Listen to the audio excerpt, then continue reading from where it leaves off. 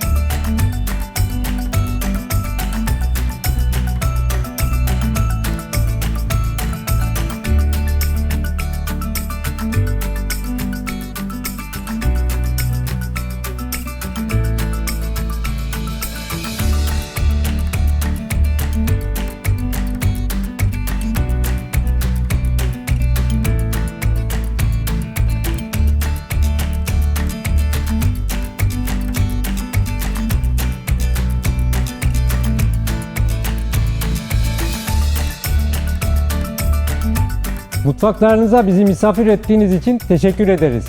Videomuzu beğenmeyi ve kanalımıza abone olmayı unutmayın. Afiyet olsun.